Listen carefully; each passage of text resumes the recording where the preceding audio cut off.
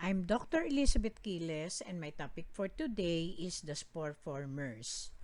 One of the most common coping mechanisms of bacteria to protect themselves against ecological degrading agents is forming spores. Spores are produced by the process of sporulation when the organism is deprived of nutrients like carbon and nitrogen, and when the environment they are in is not anymore conducive for their growth.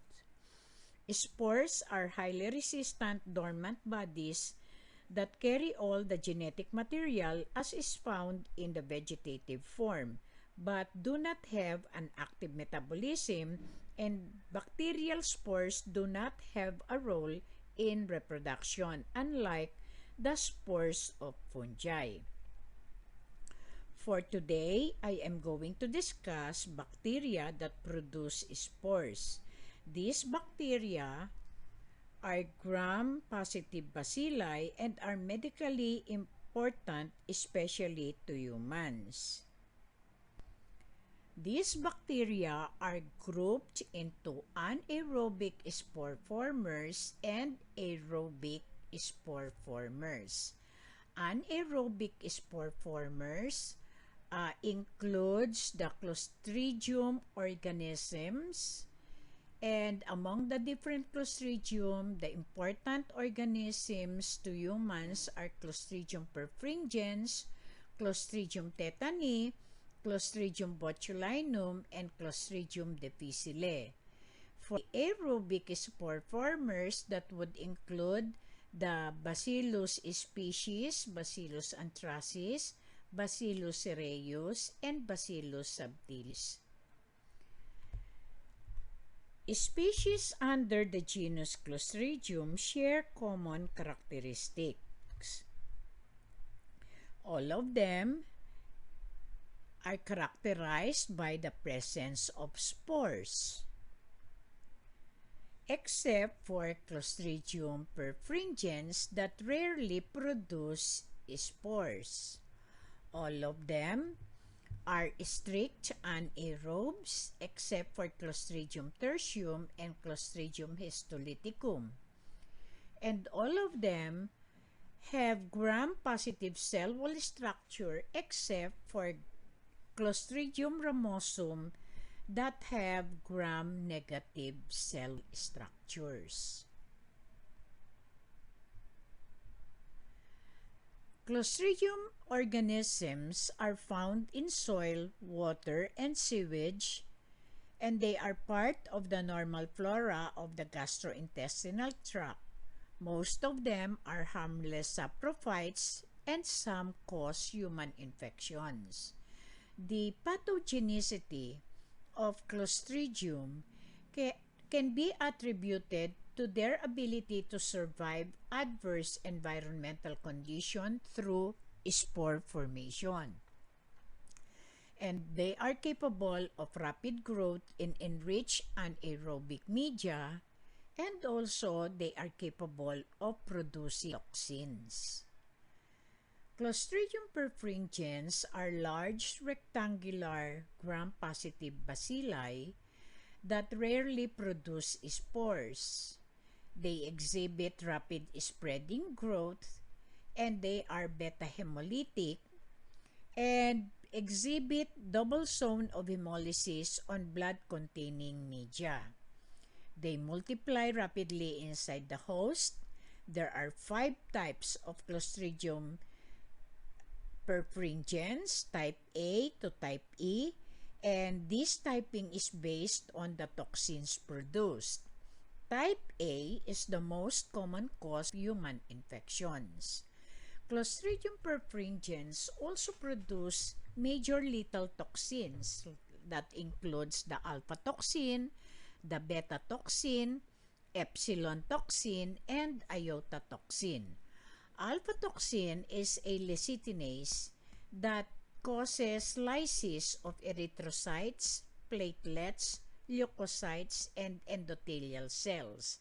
And they are produced by all 5 types of Clostridium perfringens. It causes increased vascular permeability, massive hemolysis and bleeding. It also causes tissue destruction. It is also hepatotoxic and cause myocardial dysfunction as manifested by hypotension and bradycardia.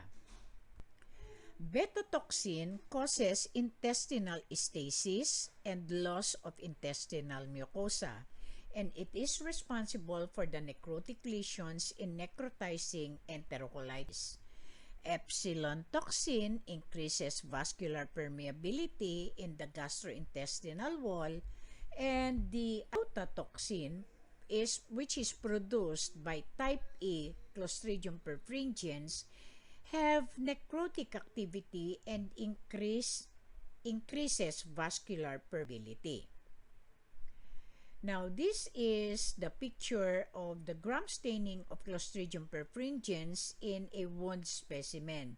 So, take note of the large rectangular bacilli, and take note that you cannot see any spores in this slide.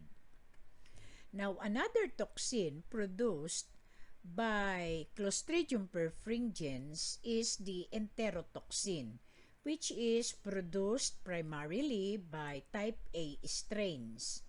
The enterotoxin causes alteration of membrane permeability. It is cytotoxic and enterotoxic. And the enterotoxin is released during spore formation and acts as super antigen that stimulates T lymphocyte activity. Although antibodies are produced against the enterotoxin, these antibodies are non-protective. Clostridium perfringens is associated with some human infections like bacteremia. Now, the bacteremia can be transient bacteremia or it can be rapidly fatal. Another infection is soft tissue infections like cellulitis and fasciitis. And uterine infection usually develops following abortion or pro-labor. But the most important and lethal infection is myonecrosis or gas gangrene. The organism is introduced into the skin by trauma or following surgery, and the patient would complain of intense pain 1 week after the trauma or surgery. This will then be followed after 2 days by extensive muscle necrosis, hemolysis, bleeding, shock, renal failure, and eventually death of the patient. Myonecrosis or gas gangrene is also characterized by the presence of gas in the tissue, and this gas is due to the rapidly multiplying Clostridium perfringens in the infected tissue. Other Clostridium species that causes gas gangrene are Clostridium septicum, Clostridium histolyticum, Clostridium noviae, and Clostridium sordelii. Another infection are the enteric infections that includes food poisoning. This is acquired following ingestion of contaminated meat products. It is characterized by a short incubation period of 8 to 24 hours and manifested by crampy abdominal pains, watery diarrhea without fever, nausea, and vomiting, and the clinical course of the infection usually lasts for 24 to 48 hours. Another infection is necrotizing enterocolitis or enteritis necroticans. This is due to beta toxin producing type C organisms. And this enteritis necroticans is characterized by abdominal pain, bloody diarrhea, and intestinal perforation. The intestinal perforation may lead to shock and peritonitis. For the laboratory diagnosis,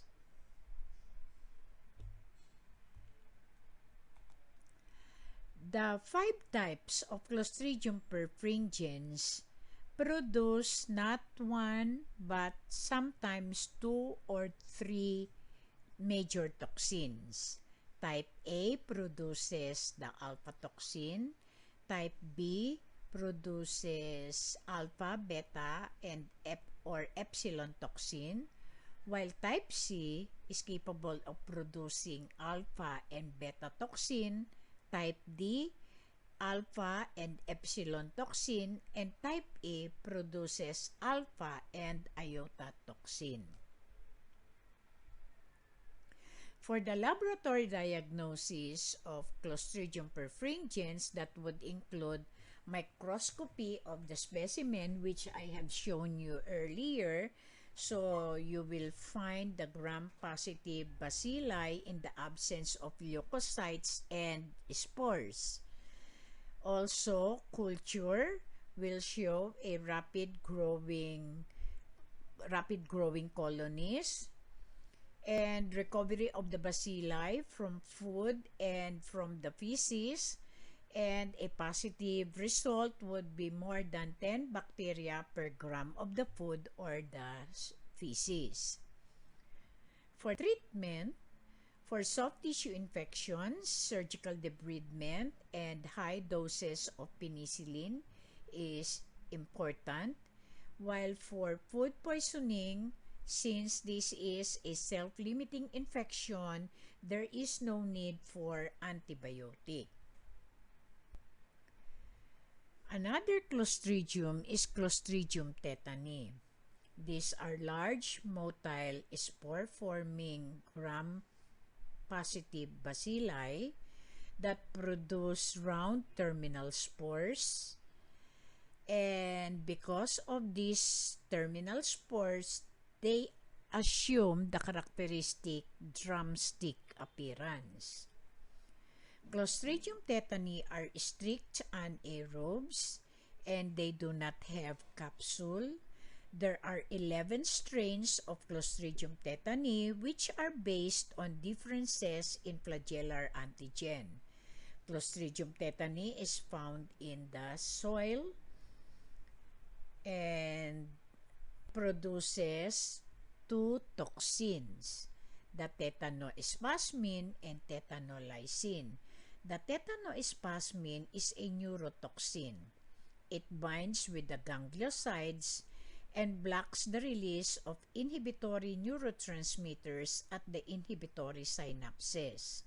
This will result to unregulated excitatory synaptic activity in the motor neurons. Hence, it manifests as spastic paralysis, while the tetanolysin is an oxygen-labile hemolysin. So, what is shown here in these pictures is the characteristic drumstick appearance because of the terminal spores produced by Clostridium tetani. And this slide will show you the mechanism of action of tetanus toxin or tetanospasmin. Normally, the glycine is released from inhibitory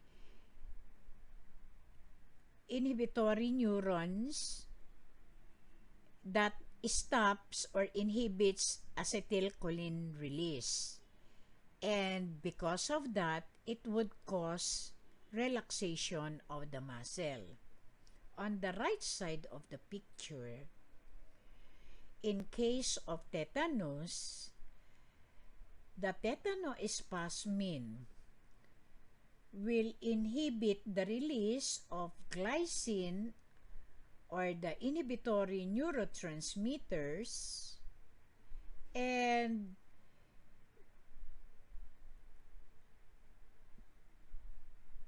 that would prevent the relaxation of the muscle, hence the spastic or sustained paralysis or contraction of the muscle.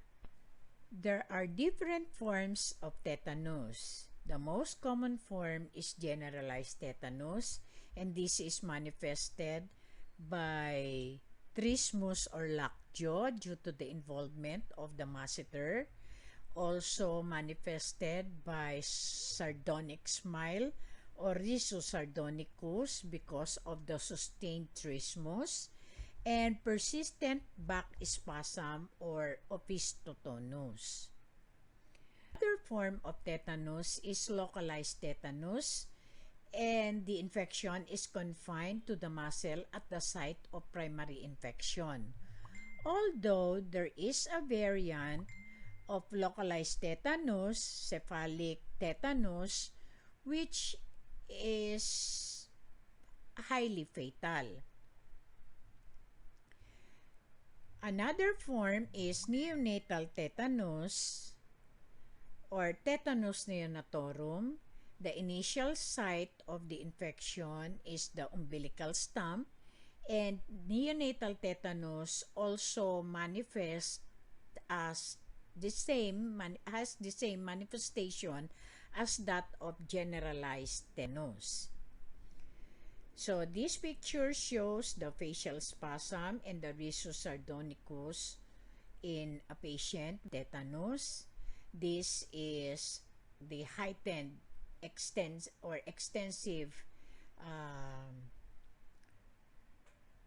or persistent back spasm or optotonus.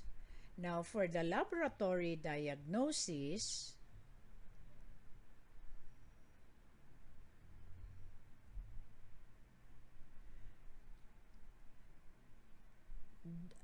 we part of our diagnosis is based on history and physical examination. We also request for microscopy, but microscopy is not that reliable because of the unsuccessful recovery of the bacteria. Culture is the golden standard, but Clostridium tetani is a slow-growing organism, so we cannot rely on immediately on culture. So instead, we rely on history and physical examination and modify, if ever, our treatment when the culture result is already in. Now, for the treatment, that would include thorough wound debridement and giving antibiotics. The drug of choice is penicillin or metronidazole. But metronidazole is preferred over penicillin because penicillin inhibits gamma butyric acid and causes more CNS excitability. Also included in the treatment is passive immunization with human tetanus immunoglobulin, or more commonly we call it anti-tetanus serum, and active immunization with tetanus toxoid, because the infection does not confer immunity to the Clostridium perfringens, so we have to give active immunization with tetanus toxoid. For the prevention would include, especially in young children or infants, is vaccination with DPT or diphtheria, pertussis, tetanus toxoid. And this is given in 3 doses at the age of 2 months. Then second dose is 4 months. The third dose is at 6 months. And boosters are given every 10 years. The recently or the currently available tetanus toxin is the DTaP for young children. And this is the same as that of the DPT, but now it is called the DTaP. It is given in 3 doses.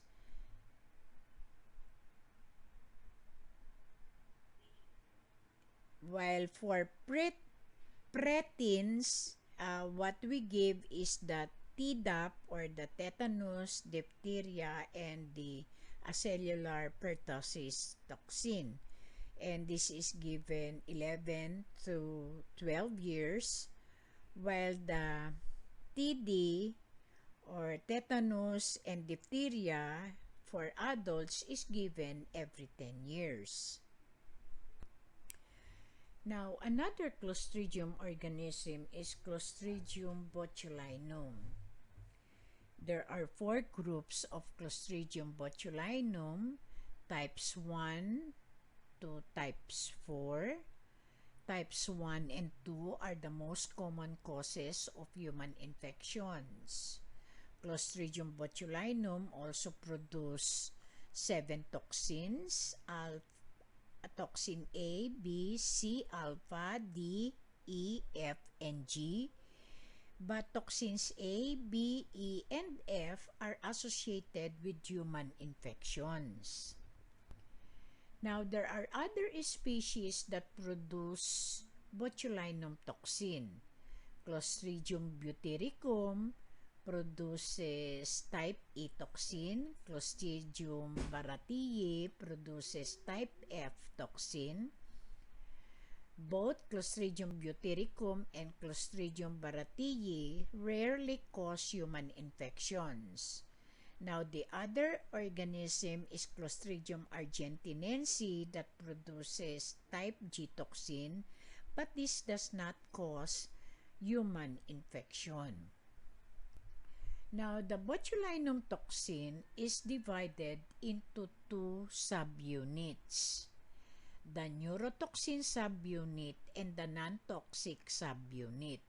The neurotoxin subunit blocks the release of acetylcholine at the peripheral synapses, and this is the one responsible for the flaccid paralysis and botulism. The non-toxic subunit protects the neurotoxin from inactivation by the gastric acid. Now, the target of botulinum toxin is the snare proteins in the neurons. The botulinum toxin will cause proteolysis of the snare proteins, thereby inhibiting the release of acetylcholine. And the snare proteins are the synaptobrevin, SNAP25, and syntaxin. The botulinum toxins are destroyed by heating at 100 degrees centigrade for 20 minutes. And each lethal dose is 1 to 2 microgram per kilogram. Now, this picture will show you the mechanism of action of botulinum toxin. On the left side of this picture is the normal transmitter release.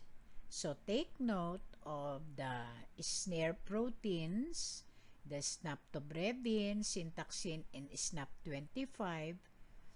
The synaptobrevin will insert itself into the vesicles and cause the release of acetylcholine that will cause muscle contraction. However, in case of botulism, the botulinum toxin will cleave the snare protein. So in this picture, you will see how they cause or break the snare proteins. And once these snare proteins are broken, it would be the botulinum toxin that will attach to the receptors in the muscles, thereby inhibiting the release of acetylcholine. Now, botulism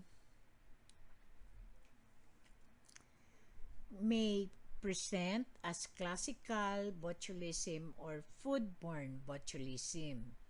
and this is commonly associated with home canned foods and occasionally preserved fish. The food may or may not appear spoiled, but even a small taste can cause full-blown clinical disease. The incubation period for foodborne botulism is 18 to 36 hours after ingestion of the toxin. And this is manifested by weakness and dizziness, blurred vision with fixed dilated pupils, dry mouth, constipation, and abdominal pains. Later, the patient will present with flaccid paralysis. The paralysis may involve the respiratory muscles, resulting to respiratory paralysis and death of the patient. And there is no fever associated with botulism. So, among the sources of botulism, aside from the canned meat, it also includes sweet corn, canned fish, and fermented beans.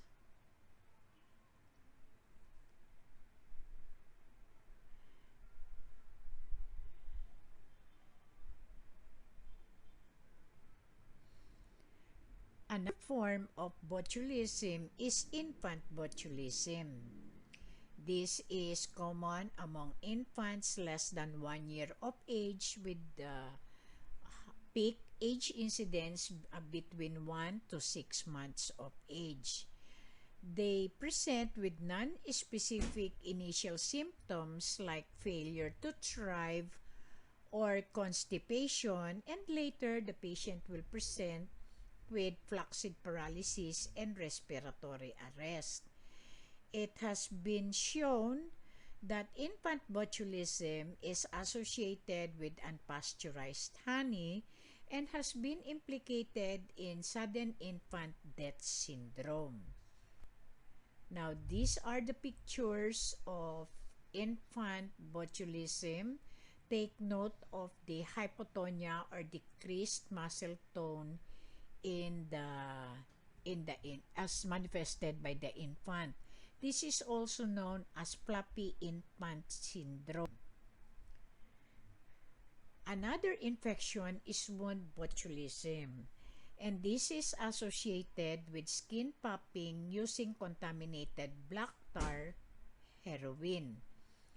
The symptoms of wound botulism are similar or identical to foodborne botulism, but have longer incubation period of 1 to 4 days, and the GI symptoms are less prominent as compared to foodborne botulism. Clostridium botulinum is included in the top 10 probable weapons of bioterrorism. Concentrated botulinum toxin are aerosolized and can be used as a means of mass destruction. For the laboratory diagnosis, it would include demonstration or detection of toxin activity from the suspected food, the feces, the serum or gastric fluid, and also culture. For the treatment, we have to do gastric lavage to eliminate the organism from the gastrointestinal tract. We have to give antibiotic. The drug of choice is penicillin.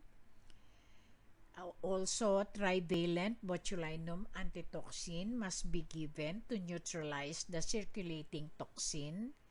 And because of the respiratory paralysis, an adequate ventilatory support should always be at hand. Next is Clostridium difficile. This is responsible for antibiotic-associated pseudomembranous enterocolitis. particularly the broad-spectrum antibiotics.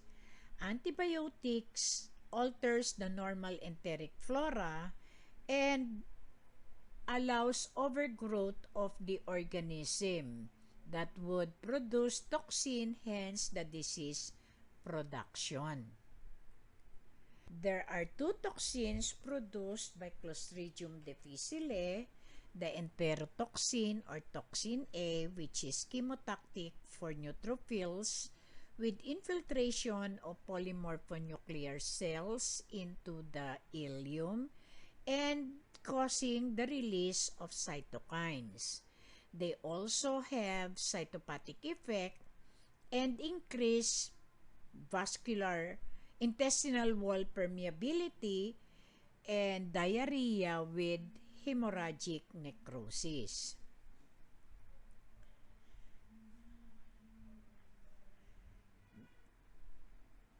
The toxin that causes the polarization of actin with destruction of cellular cytoskeleton.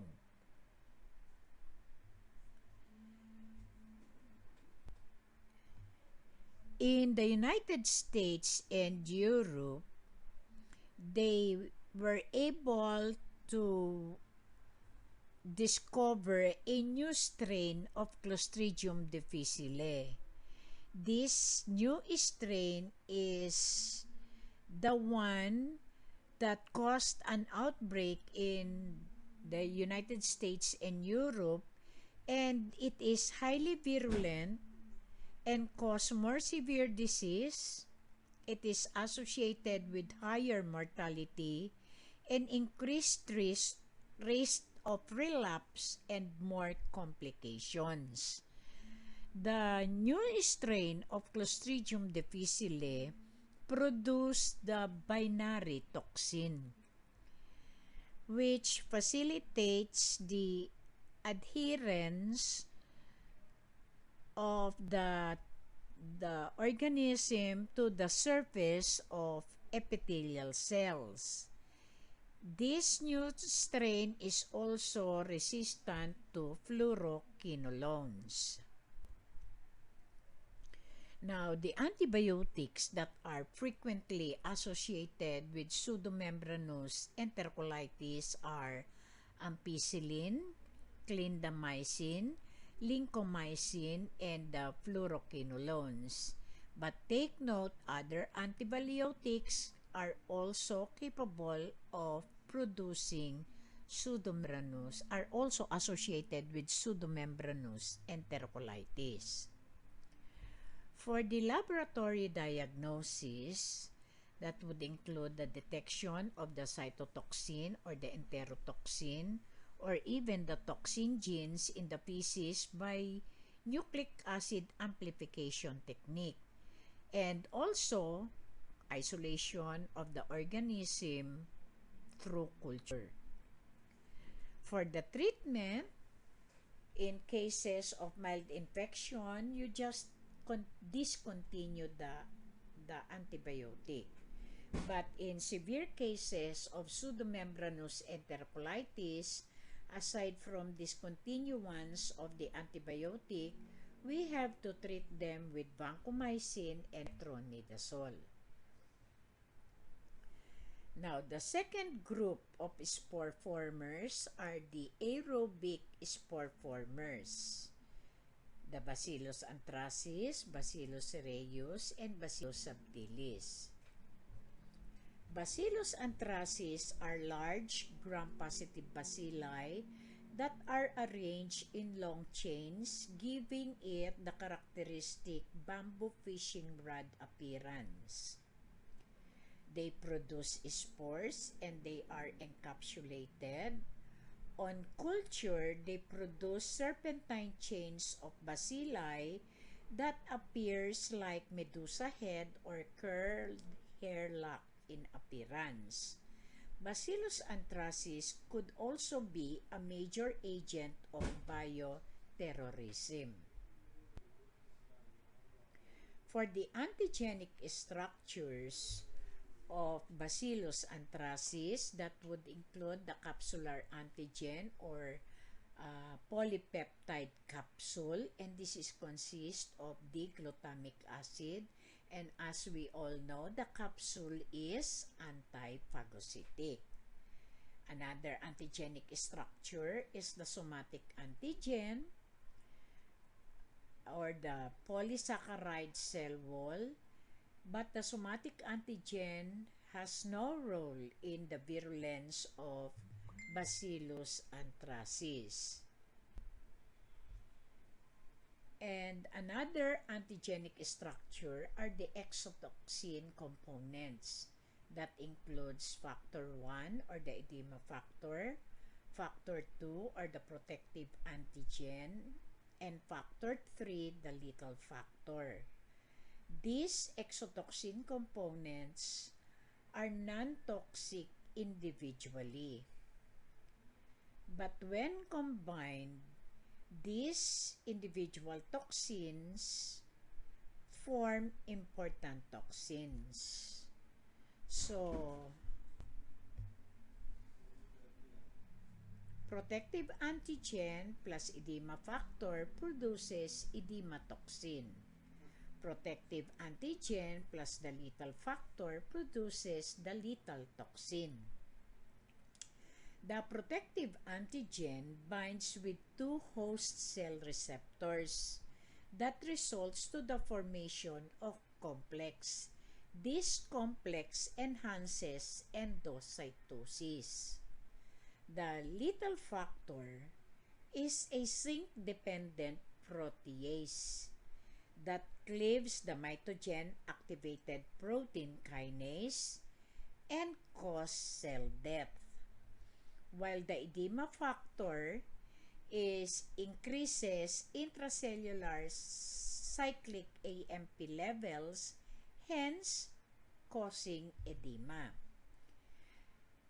Now, among these antigens, the protective antigen is the most immunogenic.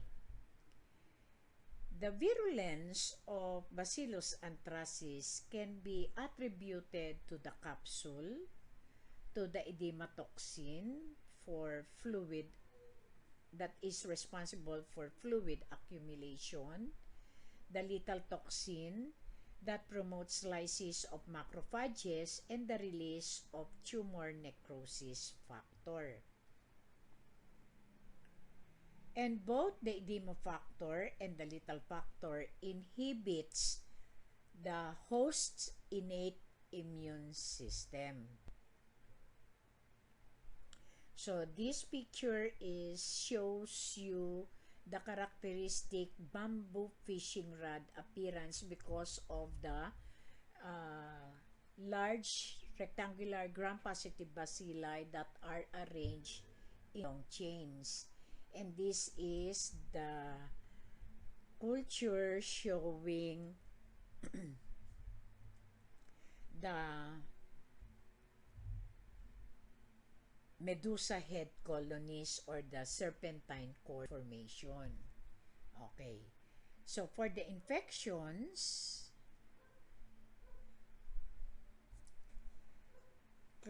Bacillus anthracis causes the disease known as anthrax. And anthrax is primarily a disease of herbivores, and humans are accidental hosts. Anthrax have three different forms.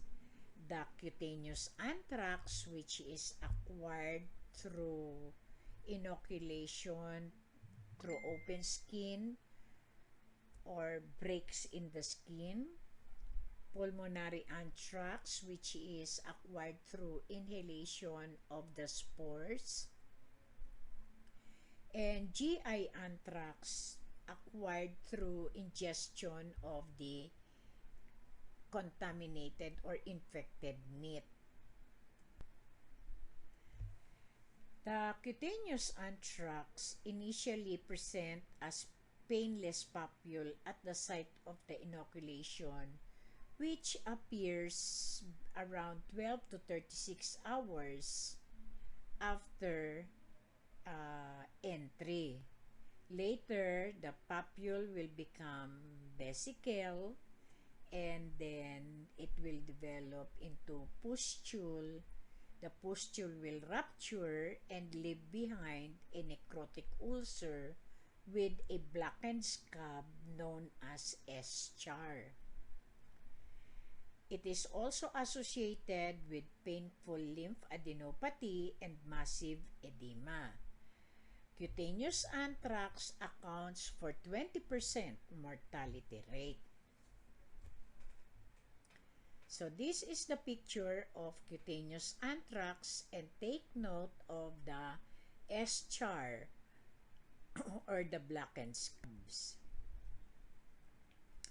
For gastrointestinal anthrax, this is the invasion of the upper gastrointestinal tract, and this presents with ulcers in the mouth and also the esophagus, and it is associated with lymphadenopathy, edema, and sepsis.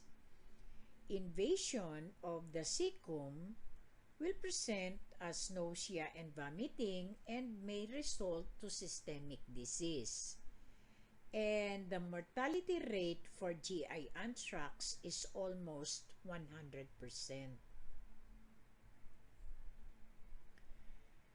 And the last infection is pulmonary anthrax, which is acquired through inhalation of the bacterial spores into the lungs. During the early stage of the infection, it only presents with non-specific symptoms. But later, on the second stage of the infection, the second stage, you would notice the rapidly progressing infection or rapid worsening of the infection.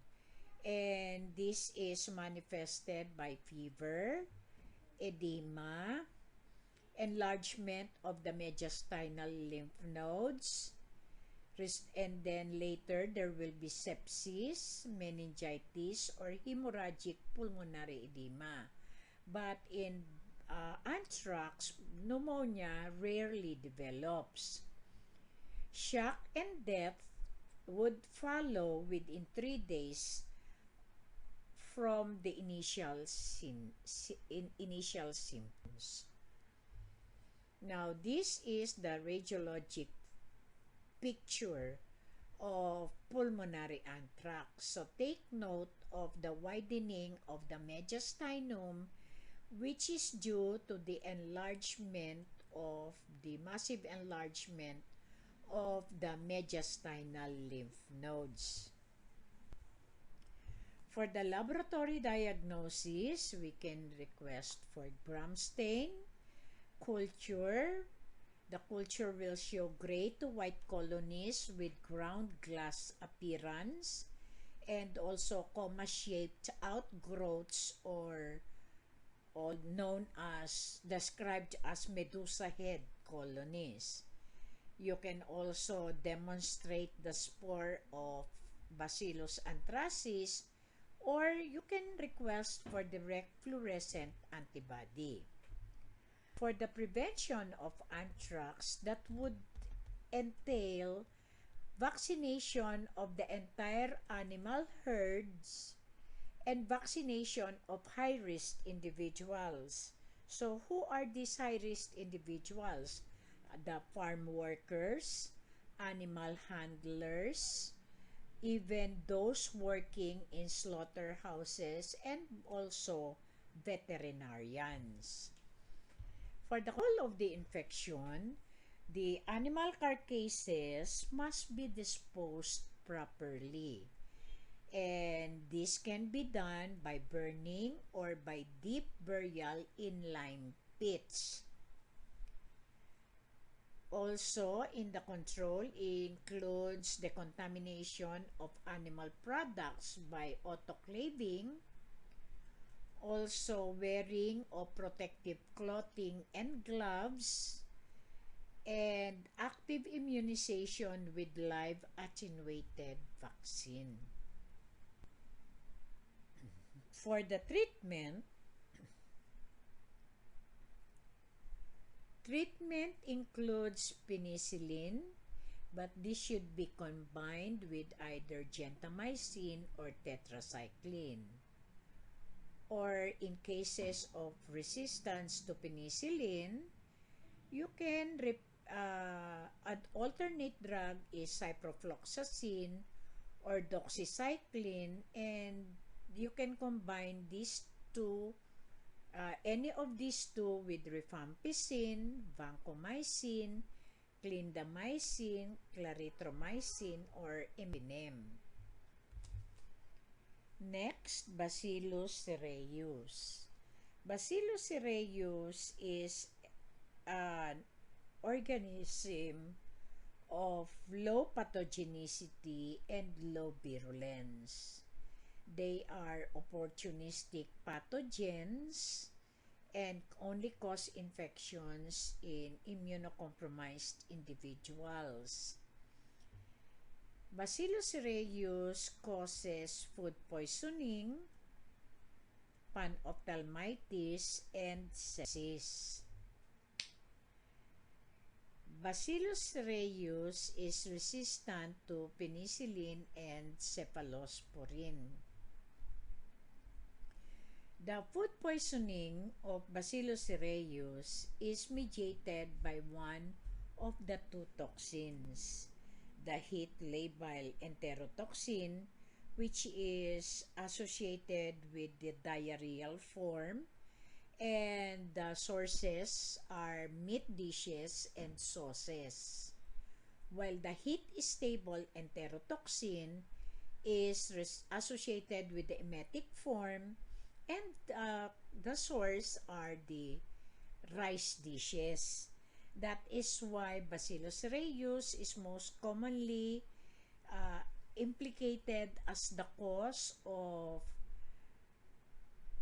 food poisoning secondary to ingestion of Chinese fried rice. Another infection caused by Bacillus cereus is panophthalmitis.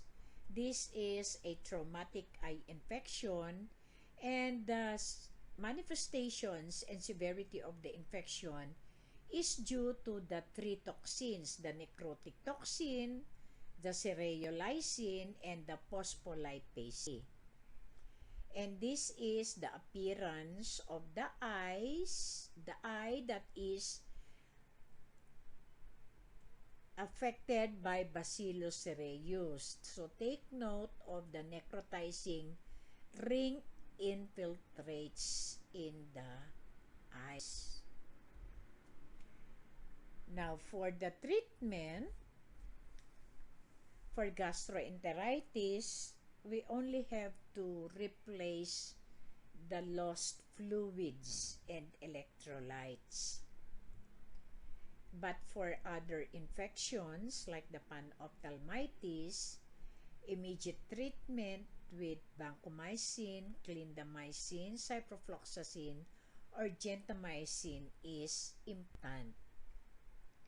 Next, Bacillus subtilis. Bacillus subtilis are actually common laboratory contaminants. They are of low virulence, low pathogenicity, and only cause infections in immunocompromised individuals. And they exhibit motility by swarming.